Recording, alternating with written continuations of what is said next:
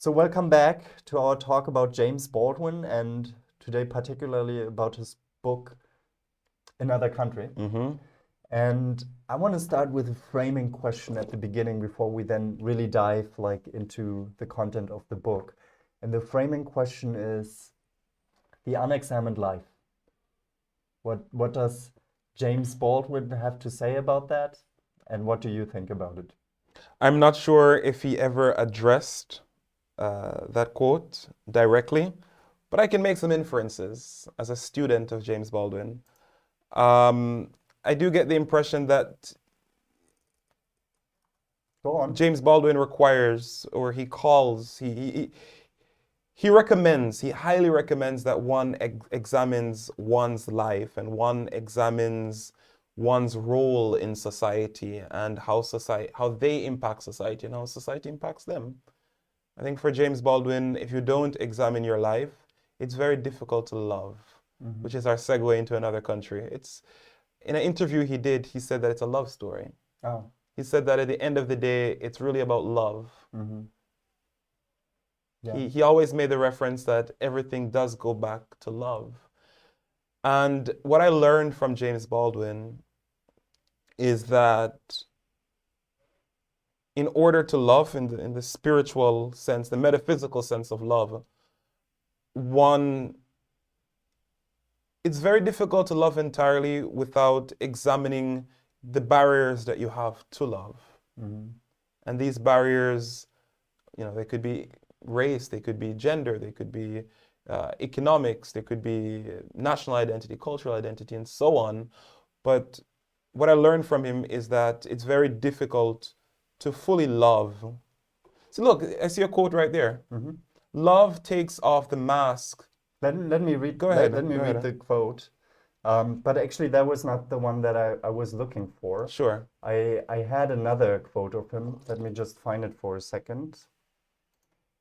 So yeah, I just looked up the quote, and I don't want to expose you or something. Of course, But of course. you cannot know I cannot know everything. Yeah. Jesus, I would have no life if I did. Yeah, so he said exactly, I still believe that the unexamined life is not worth living. And that's a very philosophical phrase, probably taken from Plato. And I know that self-delusion in the surface of no matter what small or lofty cause is a price no writer can afford. His subject is himself and the world, and it requires every ounce of stamina he can summon to attempt to look on himself and the world as they are. Yeah. What do you think when you hear this citation? I'm trying to process it as we speak. It's a lot. It's a lot to process. It's a lot. So let's break it down. And I know that self-delusion in the surface of no matter what small or lofty cause is a price no writer can afford. Like I was saying earlier in the last segment,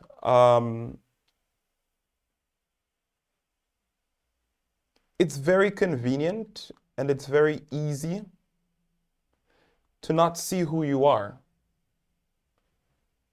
Because there aren't many pressures to see who you are sometimes, right? But you cannot be your fullest self. That's what I'm getting from it.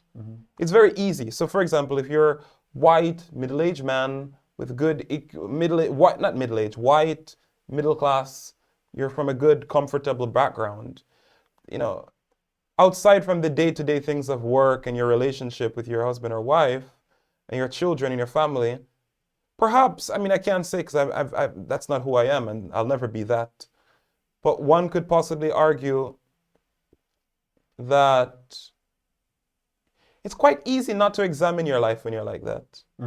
It's quite easy. You're not facing many issues of discrimination or violence or there aren't many struggles in your life.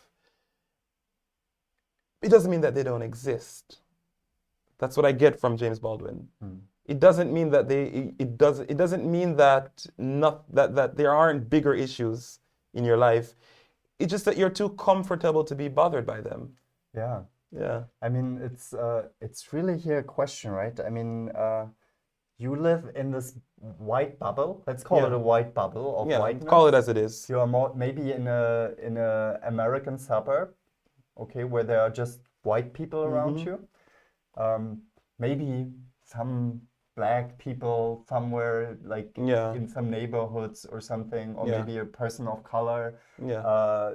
But yeah, you basically interact with them maybe, and you say hi, Yeah. nice to see you, and you're friendly and so on. Yeah. But you have a loving relationship to your wife, you have 3 kids, and everything is fine, right? And you don't have to worry too much about money. Yes. You have a stable job, a stable Yes. income. You're living the dream. You're educated. You're You have educated. the Yeah, luck to you're be living the educated. dream. Yeah. So the American dream. The American It seems dream. like to be the American dream, seems to right? be. Is it really the American dream? Or To you it is. to you it is, yeah. To you, you're living the dream. So why then? So why do you need to examine your Yes. life if you're living the dream? Yes.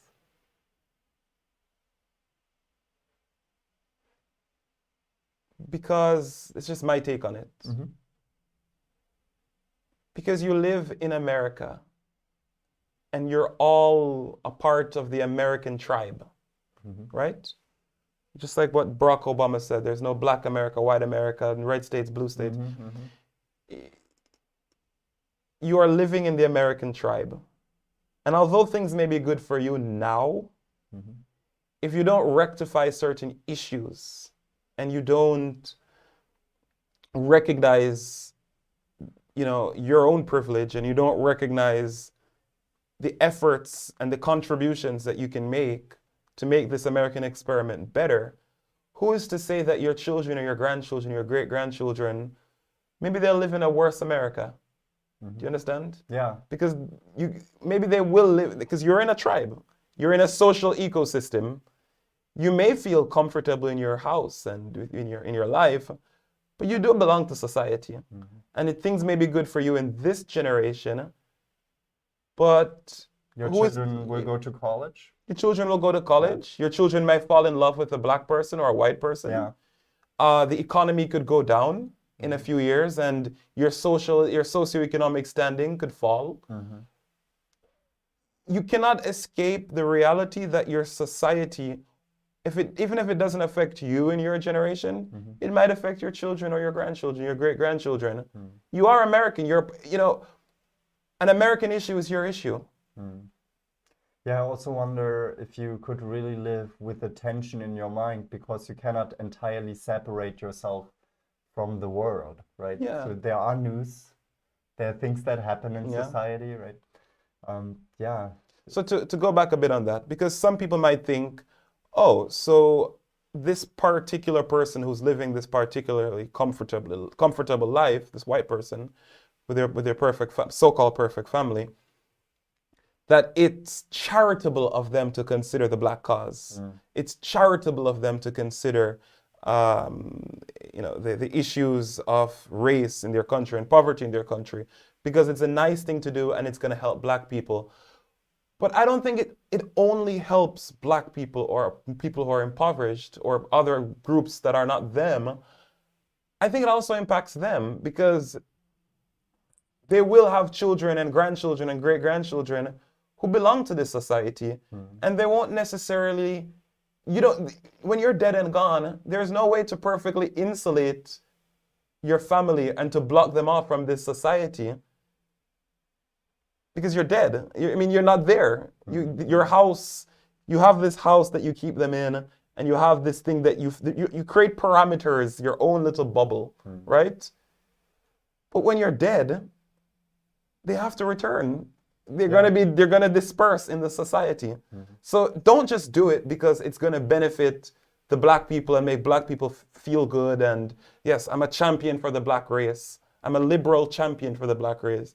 No, at the end of the day, your descendants, your nieces, your nephews, and so on for generations, you cannot keep them. And they may not be black. And they may not be black. White, right? Or white. They may not be white. They may not be white. Yeah. Yeah, that's a big question. I think it talks to a way deeper question, which is, what does it mean to be human? Yeah. And being human does not mean that you live in a white suburb and just focus on the love relationships to your family. It also involves questions of death, of coming generations, of where you come from, and what it means to achieve a holistic or maybe Yeah. holistic identity, yeah. And this may be a bit off topic, but I think we learned that quite well in the recent pandemic, in the COVID-19 pandemic, that a virus that started halfway across the world, it has affected almost every single country on this earth and the majority of families on this earth in some way, right?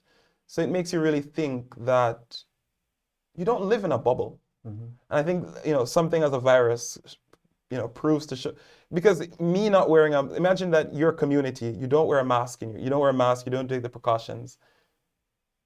You're an agent that will eventually spread it. Anyway, it's totally off topic, but you belong to something bigger than yourself. Yeah, you belong to something bigger than your household. Whether it has health implications, economic implications, whether it's in your generation or in future generations, you are part of an ecosystem. Yeah. And it may be possible for one person to live that isolated, let's say, unethical life because they take themselves out of the whole of the society that they live in, right? Maybe for one person, but if everybody did that, America wouldn't be what it is. Am I right? Or? It wouldn't, would it? It wouldn't, because you needed the help of white abolitionists, in the early 19th century. Yes. To basically, to broker the power, to broker the end of slavery, to broker emancipation. Yeah. Because you needed someone who's you needed groups of human beings who are intermediaries between the power establishments, the landowners, the slave owners, and the enslaved. Yeah, and even that would, in the end, weaken the American idea. Would you say maybe? I'm sorry that we still don't come to the book. It's okay. It's because it's so broad. It's so broad. Yeah, but I would wonder, was there any chance for America, let's say in the 19th century, to remain that racist country that they were, or was it like a necessity of history that they overcame? Like I was just saying earlier. I don't want to say that. If there are free people somewhere. So if just the knowledge and the understanding that a philosophy of freedom, a reality of freedom exists outside of your borders, once you find that out, you're going to want it. That's why the management of information across borders is so important. So even if there were no movements towards emancipation in the United States of the enslaved people, just the knowledge of it happening elsewhere, and it arriving, and the philosophies, the literature, the intellectual reality, and the factual reality coming on the American shores, it's going to spread.